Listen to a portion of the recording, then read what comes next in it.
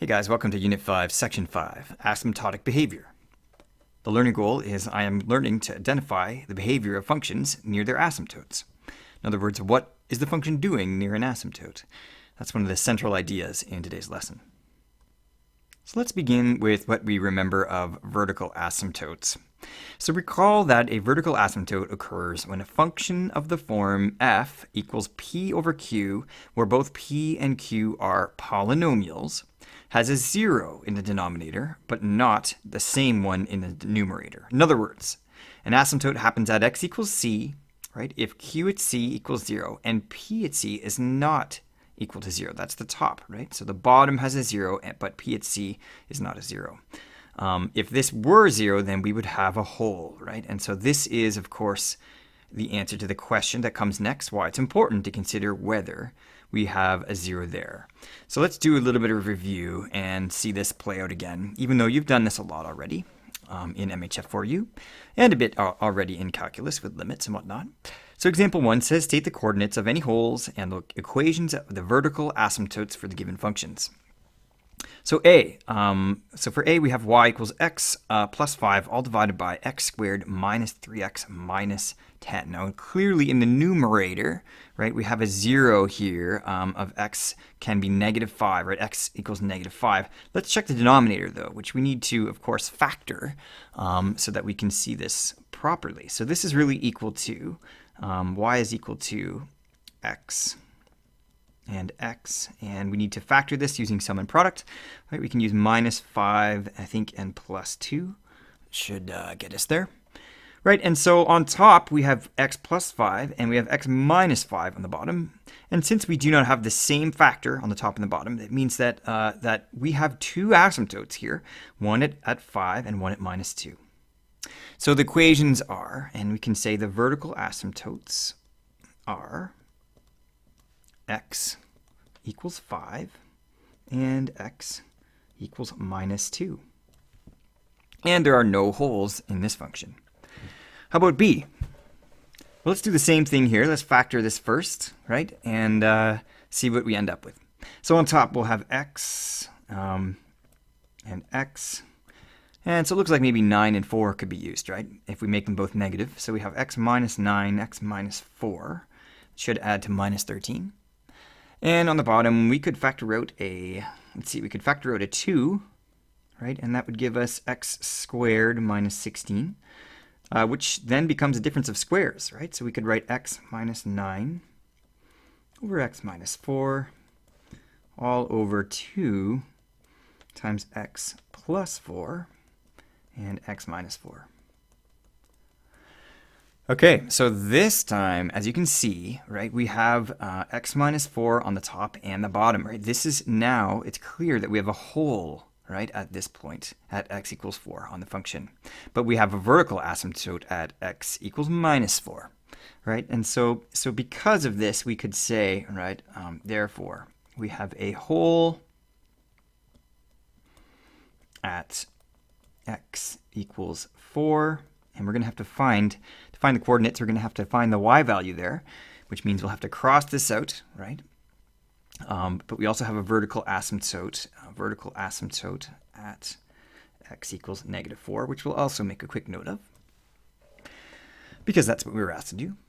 So to proceed with finding our y value, we can just cross this off now that we've noted our hole, and we can continue and write an equivalent function here, right? So this is really just going to be x minus 9 over 2 times x plus 4, provided that we have our hole at x equals 4. And so this is our simplified version of our function that we can now work with. And when we start doing curve sketches and working with derivatives, all that kind of stuff, really, we can work with this simplified form so long as we remember that we have this hole in our function at that place. In other words, our function is not defined. There is a removable discontinuity there.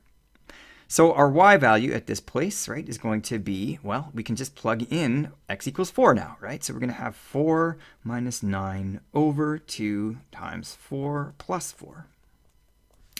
And when this simplifies down, we're going to have minus 5, almost out of space here, over 16. And that's our y value, right? So our whole is actually at, it's actually 4 comma negative 5 over 16, right? So therefore the whole is at 4, negative 5, 16. All right, next, behavior of vertical asymptotes. So if the limit of f of x as x approaches c from the left or the right is equal to plus or minus infinity, then f has a vertical asymptote at x equals c. So really this just means as we approach this function from the left or right, if the function goes to plus or minus infinity, then we have an asymptote, a vertical asymptote at that place. And its behavior may be determined by analyzing the surrounding intervals of increase and decrease, or its concavity. So really we have two options, but the easiest is the first, the intervals of increase and decrease, because as you know, those just require the first derivative, while the second derivative is required for concavity. Now often we have to find that anyway, right, our concavity. For these functions. And certainly we do when we're sketching these. So really, these two different methods should agree with one another. Let's look at this function here, f equals x over x plus 3. And we're going to analyze the behavior of f near its vertical asymptote. So let's start with identifying the vertical asymptote, which in this case, as you can see, probably obviously that it's going to be x equals minus 3, right? So vertical asymptote is x equals minus 3. You can use these, by the way, VA, I'll understand that to be vertical asymptote, and HA can be horizontal. So it's two little short forms that are usable for you in your analysis. All right, and so now we need to identify its behavior. Let's figure out where f is increasing and decreasing, for which we need the first derivative. So let's go ahead and compute that. So f prime of x. So we have a quotient rule to do, right? It's going to be 1 times the second, which is x plus 3, minus x times the derivative of the second, which is just going to be 1, right? So that's it. All over x plus 3 squared. And so simplifying the top gives us just plain old 3 over x plus 3 squared. Okay, so analyzing the sign of this function now is the next step, but if you'll notice, we have this plus 3 on top. That's never going to change sign. And we also have this squared factor on the bottom, which is always going to be positive as well, right? And so in other words, there's really nothing on the number line to put here aside from the fact that we have this minus 3, right? So there's no factors you need to include because this is always increasing. So why don't we make a quick note of that? F prime, right, of x is greater than 0, right, for all x ER, for its basically for all x ER, obviously such that x is not equal to negative 3 because we have an asymptote there. So that means that f is always increasing. So let's make our table. So we have our minus 3 here, and we just need to put f prime and f. Right, and so f prime is going to be positive in every case, right? Didn't work. Grab red. There we go. Positive, positive. And so f is increasing. Then we hit our vertical asymptote of negative 3. This is our vertical asymptote, and then it's increasing again, right? And with that rationale, it should be clear that as we approach minus 3, right, we're going toward positive infinity because f is going up at that place, right? If it would be impossible to be going toward negative infinity, right, down this way, if if f was increasing, right? So that would only be true if it was decreasing. In other words, our behavior of this function looks something like this, right? If we have this asymptote here at minus 3, our function is going to be doing this, coming up and then coming up, right? That's what it's going to look like. And when we rough in our asymptotes for our curve sketches, this is what we'll be doing, something like that.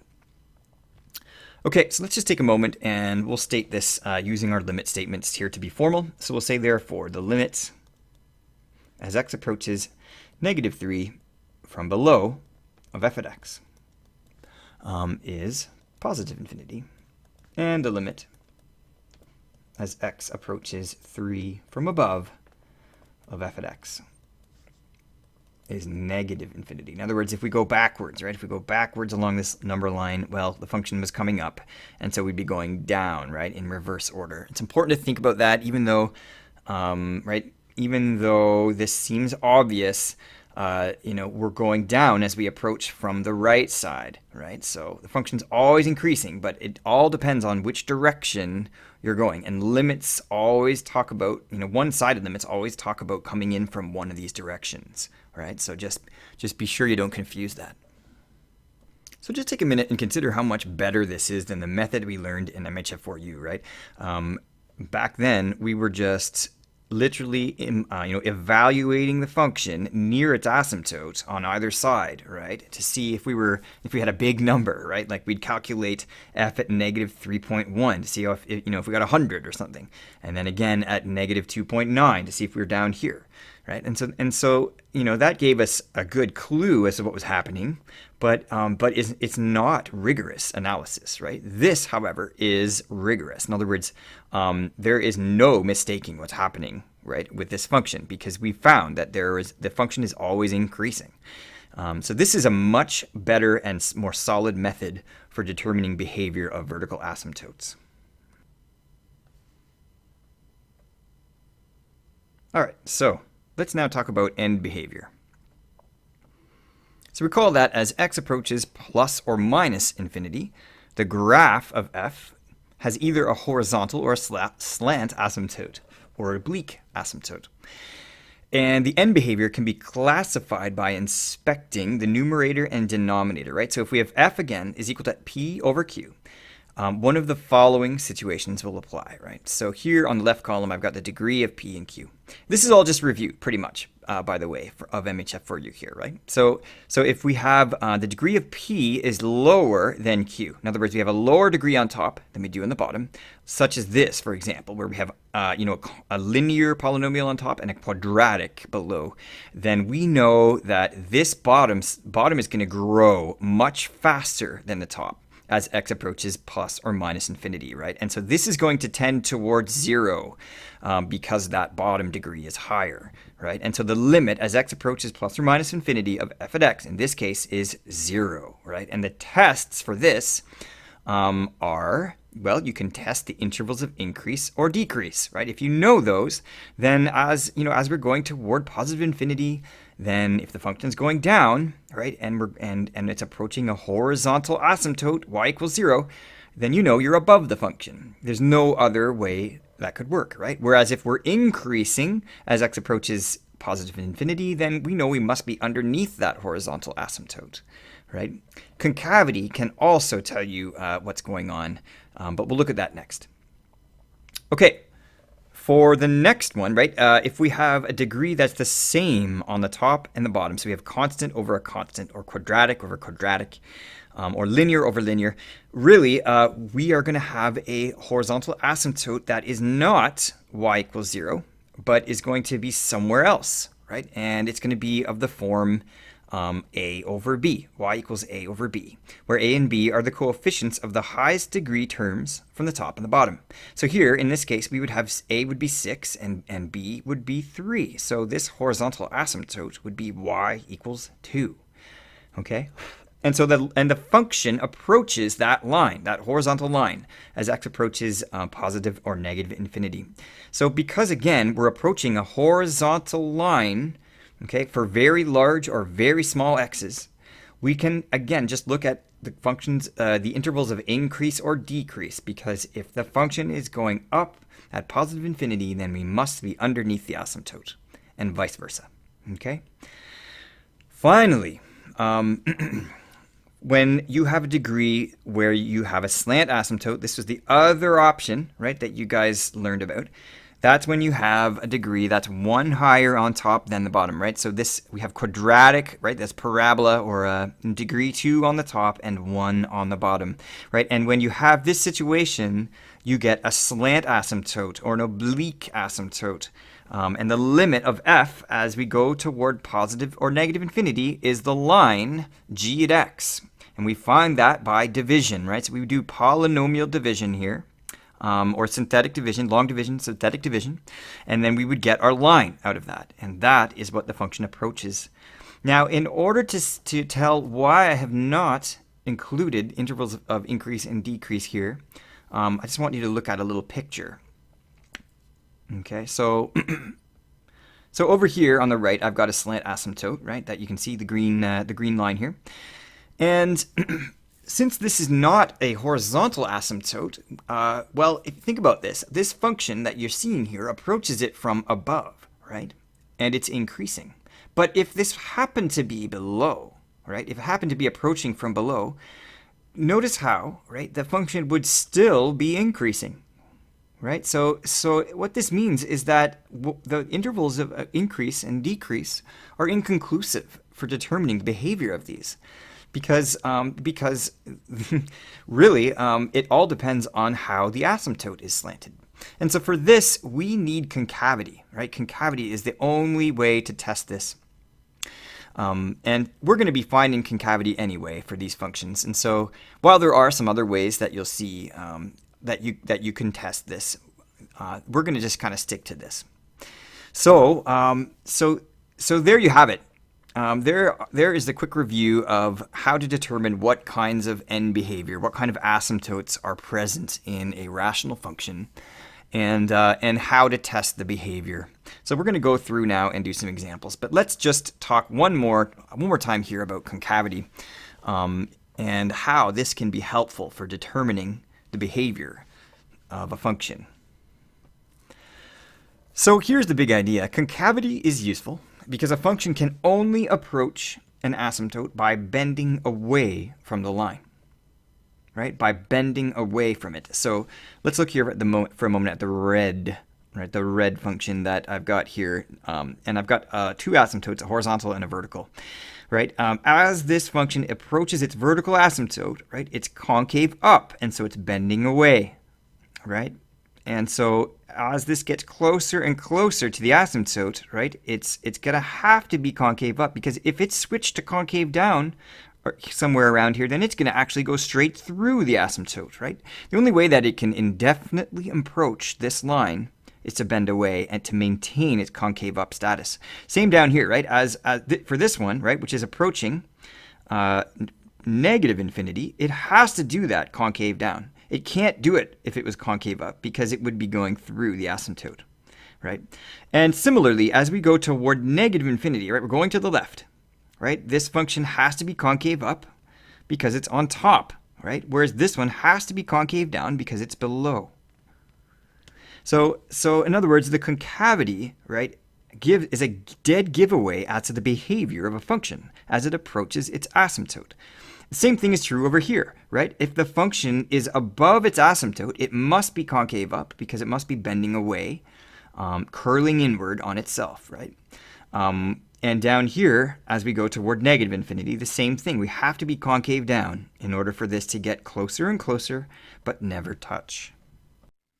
So, formally stated, if the limit of f as x approaches c from above or below is positive infinity, right? In other words, we have a vertical asymptote that's going up, right? Then f must be concave up as it approaches c, right, from that side. Conversely, if the limit of f as x approaches c from the left or the right is negative infinity, going down, right, then f must be concave down as it approaches. And for horizontal slant asymptotes, okay, either of them, if f is concave up as it approaches its oblique or horizontal, I should say, asymptote g, then it approaches from above the line. And conversely, if f is concave down, then it approaches from below. So let's do some examples and investigate this stuff as best we can. So example 3 says, investigate the asymptote behavior of the following functions, including any places the functions cross their asymptotes. So we're going to review that, because you probably haven't done that since MHF4U either.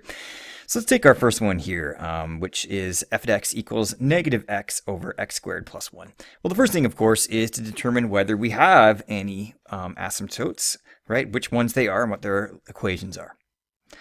So for this one, well, in the denominator, we have x squared plus 1. Are there any roots there? Are there any zeros? Well, this is the case where, right, we have no roots, right? Because this actually, right, this x squared plus 1 could never be equal to 0, right? This would be like saying x squared would be equal to -1. So, so this is actually a continuous function, right? But it does have a horizontal asymptote. Note how the degree in the top is less than the bottom. And so this is going to approach 0. So we have a horizontal asymptote, right, of y equals 0. Not a, 0. There we go. Okay, so let's figure out the behavior, right? In order to do this, we just need our intervals of increase and decrease. And so f prime of x is going to be equal to -1, right, times x squared plus 1 minus -x times 2x, derivative of the bottom, all over the bottom squared, which is x squared plus 1 all squared. Okay, let's simplify. And so we're going to have, let's see, -x squared, right, minus 1. See if I can fix that. -x squared minus 1. There we go. Plus 2x squared, right, all over x squared plus 1 all squared. And this has got to go out there. There we go. All right, and finally, we're going to end up with x squared minus 1 on the top, right? All over x squared plus 1 squared, which we can factor as well, right? This is going to be x plus 1 times x minus 1 all over x squared plus 1 all squared. Okay, and so clearly, we have two things that can change sign, and they come from the top, the x plus 1, x minus 1. So when we draw our table, we want to create a number line, including those places. And any vertical asymptotes have to go in here too, but we don't have any this time, right? So we'll leave it like that. So we have x plus 1, and we have x minus 1, f prime, and f. And now we're ready to analyze the sign, right? So we're going to have negative, negative, positive, and going up. And we're going to have positive, negative, negative going down. And finally, positive, positive, positive going up. All right, F is going up at that place. You guys are good at this now. You've done this a whole pile of times. So let's now determine our behavior, our end behavior, right? Because we have this horizontal asymptote. Well, as x approaches a positive infinity, it's increasing. So we have to be underneath the line, right, y equals 0. Whereas as we go toward negative infinity, right, x was increasing, right, is increasing, going from left to right. So in other words, we're decreasing, going from right to left, right? It's like the opposite. And so it has to be above on that side. So, so let's state this. So we can say, therefore, right, as x approaches positive infinity, or actually, let's just write this as a limit. We can say that the limit of f as x approaches positive infinity, f at x, is equal to, is going to be equal to 0, right? And it's from below. So we can write a little minus sign there. And the limit of as x approaches negative infinity of f at x is again going to be 0, but this time it's going to be from above. One last thing I want to do here is determine whether or not this function crosses its asymptote. And so, right, remember the way to do this is to equate the function with its asymptote, right? So we can ask, where is f equal to 0, right? In other words, right, when we ask for the crosses, and this is often how we did this before, right? Just make a little title, crosses. We're going to say, where is 0 equal to -x over x squared plus 1. And that it should be clear that this comes from the numerator, right? That's the only root. And so this is going to be true for x equals 0, right? And so, when x is 0, f is 0. And so we have a cross, right? We have a cross at the origin, 0, 0. Okay, and so that's the first one, right? All we had to do there was identify the end behavior. And we could then rough that in on our sketch if we were doing that, and we have no vertical asymptotes to handle there. So let's go on to the next example, which is B. And we'll draw a little line here. And hopefully we can get this all in. So B says g at x is equal to 6x minus 3 over negative 3x minus 1. What we should be doing here, right at the beginning, is factoring this, right? Let's factor it just in case anything pops out, like a hole, right, or anything like that.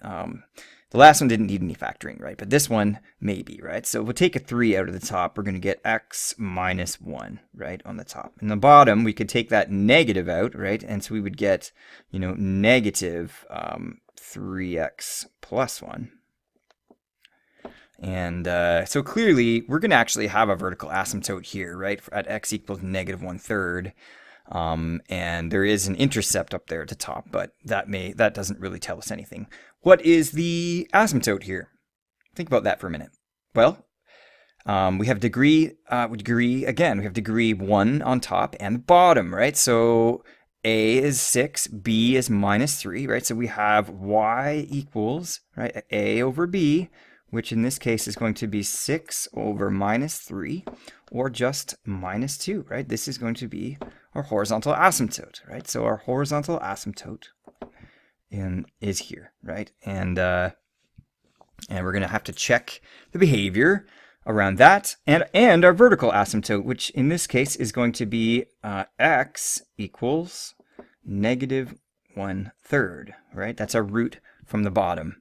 So we have these two asymptotes whose behavior we want to identify, and we're going to do it again with just intervals of increase and decrease, because that's all we need. That's all we need for these types of rational functions. So f prime. So we need to do the derivative of the top. Of course, we have quotient rule again, right? So it's going to be 6 and times the bottom, which is negative 3 x minus 1, all minus. Derivative of the bottom is minus 3 times the top, 6x minus 3. And that's all going to be divided by the bottom. So negative 3x minus 1 all squared. Okay. And now let's simplify. So what do we get? Well, it's going to be negative 18x minus 6 plus 3, so plus 18x, and plus 3 times that's minus 9, right, all over minus 3x minus 1 squared. So something interesting happens here, and what you'll notice is that this negative 18 crosses off with that one, and all we're left with is this constant on top. So we have minus 15 over negative 3x minus 1 squared. And that's our derivative, f prime. And this is another situation where, you know, we have a vertical asymptote. We have a place where this is not defined, the same root, right, that came with our function, where our vertical asymptote is. Because x can't be negative 1/3, otherwise we'll have a positive number, right, or we'll have 0 rather on the denominator. But there's no roots on top. This is always negative, right? Because the top is negative, this is always positive, and so f prime is always negative. So let's draw this for a moment. So we're going to have, right, we're going to have our root right here. This is our asymptote, mind you, right, at negative 1/3. And f prime, we know, in spite of that, is going to always be negative. And so f is decreasing. This function is always decreasing. And this basically gives us all the information we need to tell the behavior of the function around its vertical asymptote. First of all, we're going to be going toward negative infinity, right, as we approach from the left, this asymptote, and then coming down from positive infinity, right, as we come over to the other side, right, or go toward positive infinity from the right, right, either way. And then for our horizontal asymptote, we're going to be going down, right, we're above the curve, right? That's the only way we can be decreasing as we go toward positive infinity. But for very small x's, negative infinity, we will be, right, going back up toward the curve. We're underneath the horizontal asymptote, right? So so there it all is. Let's state this. So we'll say therefore, so the limit. And we'll start with the vertical asymptote behavior. The limit as x approaches negative 1/3 from below of f at x right, is going to be negative infinity. But the limit from the left side, as x approaches negative 1/3, or rather from the right side, from above, is going to be positive infinity. Right? And then we can state the end behavior, which is going to be as follows. The limit as x approaches positive infinity of f of x, right, in this case is going to be it's going to be the line, right, -2. So it's actually going to be -2, but we're coming down from above, right? And then the limit as we go the other way toward negative infinity is going to be, again, it's going to be -2, but this time we're below at -2. We're below -2. Okay. So having said all that, we just want to talk for one quick moment here about if the function is crossing its asymptote. So we would need to set this, right, 6x minus 3 over -3x minus 1, all equal to -2, right? And this is going to take a little bit more work to do. So let's just check the crosses real quickly.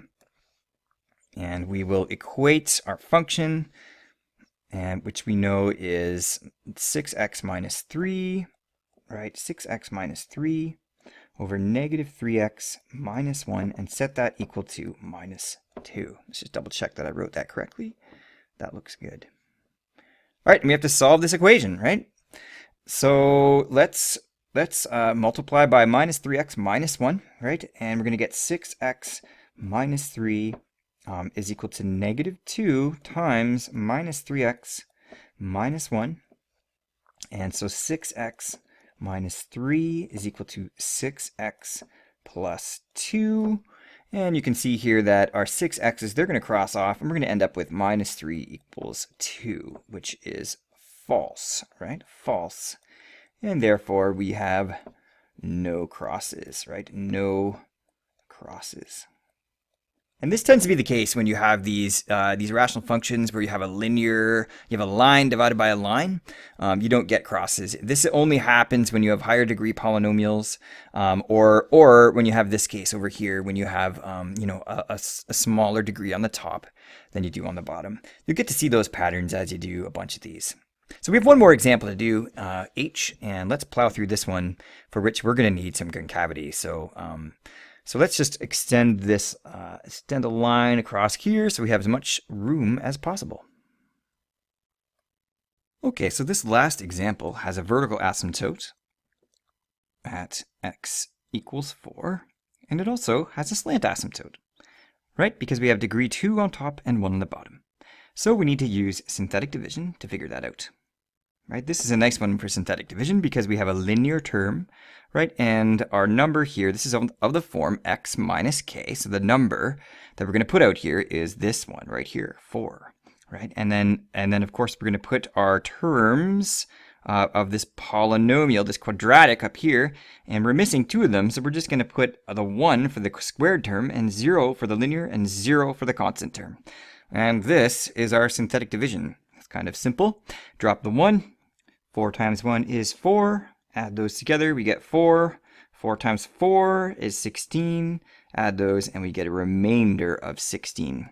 Right? Now, remember the way to interpret this result is that we're going to have a polynomial here of degree 1 less. So this first term is our x term, right? And then this here is our constant term. So our line, we can say, therefore, the slant asymptote, right, or oblique asymptote is y equals x plus 4. All right, that's our line. So we have to figure out now the behavior of this function around its vertical asymptote and its slant asymptote. And since we need concavity for this, why don't we just go right ahead and beeline straight for the second derivative. Now, of course, if you were doing a full sketch, then you would want to know its intervals of increase and decrease, and do the full table there as well. But for the purposes of just this program, or just this problem, we're just going to use the second derivative and use concavity to figure all of this out. So let's compute h prime of x, which will be 2x times x minus 4 minus x squared, right, times 1. The bottom derivative of that is just 1. And so we'll have x minus 4 squared on the bottom. And this will become 2x squared minus 8x minus x squared all over x minus 4 all squared.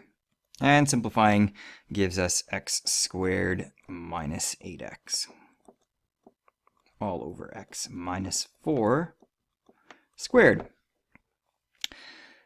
We can factor the top, right? We're going to have x times x minus 8 all over x minus 4. And this isn't really, strictly speaking, necessary for what we're about to do, because we're going to need the second derivative next, which I'm going to use this step for, because this polynomial here is a little easier to work with than doing a nested product rule as part of the quotient rule that's coming up for our second derivative.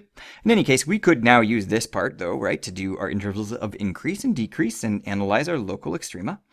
But let's go on and calculate h double prime, right? So we're going to have h double prime of x is equal to. So the first one is going to be derivative of this. We're going to have 2x minus 8 times the bottom, which is this guy, x minus 4 all squared minus, now this time we're just going to have x squared minus 8x times the derivative of the bottom, which is going to be 2 times x minus 4, chain rule times 1, nothing there to see, right? And so then that's going to be all over the bottom squared, which I'm just going to write over here, divided by, let's see, well, it's just going to be x minus 4 squared, which is to the 4th, right? So our first step now to simplify all this will be to, what I'm going to do actually is factor this x minus 4, right, out of this expression. This is going to end up crossing off with one of these in the bottom. Really, you could, if you notice that, right, you can just go ahead and cross these off right as you see them, right, because we have an x minus 4 on the bottom of this fraction, and then we have 1 on, at least 1 for each term here. So you could go ahead and factor that, or you could just cross it off like I'm about to do here. This guy is going to cross off with one of these, right? And so those two cross off with one of these, and so we end up with just 1 here. And now we can expand this, and it's going to be a little bit simpler. We just have a foil here instead of, you know, a double foil kind of thing coming up. So let's take a step and expand. So on top now we're going to have 2x times x, so we have 2x squared minus 8x, right? And minus another 8x, that's our inner terms, and plus 32. And then we just have a 2 to deal with here, right? Minus 2x squared. And then we're going to get plus 16x, and that's everything on top, right? And that's all now going to be divided by x minus 4 cubed. Okay, now let's look at what happens next. This is kind of cool. We've got a 2x squared that's going to cross off with this minus 2x squared. And then we've got 16x here plus 16x. That's going to cross off with these two minus 8s. And all we're going to be left with is this 32. Right, so we're literally, we've simplified this down to just 32 over x minus 4 cubed, which is pretty cool. So what does this say? Well, are there any things here that could change sign? Clearly there is, right on the bottom, because this is a cube, not a square. And so we do have one factor here that's going to determine, it means our concavity will be different on either side of x equals 4, which we know is where we have our vertical asymptote, which is kind of interesting. So if we were to draw this, right, we would have something like this. We would have x equals, let me see, try to do this better here, right? X equals 4 right here, and h double prime is going to change sign. So let's see what h is going to be based on that. So clearly, when x is extremely negative, right, this is going to be a negative number on the bottom, right? And so this is all going to be negative. But when x is very high, very positive, when x is greater than 4, then we're going to have a positive number on the bottom. And so this is going to be positive, right? So h is concave down over this interval and concave up over this one. So what can we state based on this? Well, what we could state, first of all, is that as x approaches its vertical asymptote from the left, the function is concave down and therefore is going toward negative infinity. But on the other side, it's concave up and is therefore going toward positive infinity on the other side. So let's state that one first. So we can say therefore the limit as x approaches 4 from below of h at x is going to be, well, it's concave down, right? So negative infinity. And the limit as x approaches 4 from above of h of x will be positive infinity. There we go. There's our behavior. And we could rough that in on our function as we sketch it. And then how about for our slant asymptote? Well, as x approaches positive infinity, it's doing so concave up and therefore must be above the function, right? So as x, the limit, I should say, of h of x, as x approaches positive infinity is going to be, well, it's this line, right? It's going to be approaching this line, which we've named y, right? I've named this y. You could have called this g of x if you want, but you can just kind of informally say that it's going to approach y, right, from, in this case, from above. Now, technically, these are all very informal definitions of limits because limits have to approach a number, right? The end behavior of this, of course, is really technically positive infinity, but it also approximates, right? This function heads toward this line y. So just to be, for our purposes, we'll just say y from above and y from below. So this one is going to be from below, right? H of x as x approaches negative infinity. So going all the way to the left, we're concave down. So we're under the function, right? We're under the asymptote, the slant asymptote. And so this is going to be y from below. And so this is basically all of the analysis that we need to do our sketches of rational functions, right? Really, this is all thinking, all skills that we've already learned. It's just applying them now in a new setting. One thing that I didn't get to, right, with this one is determining whether this function crosses its asymptote, but I'll cover that in the next lesson on curve sketching. And do just a quick side lesson on that, because there is a shortcut for this one. In this case, when we have a slant asymptote, that works quite nicely. In any case, that's the end of the lesson. Homework is on page 193. Practice analyzing behavior functions around asymptotes, and practice, stating it using these limit statements so that you understand them and you can communicate them effectively in writing. All right, good luck, and we'll see you guys on the flippity.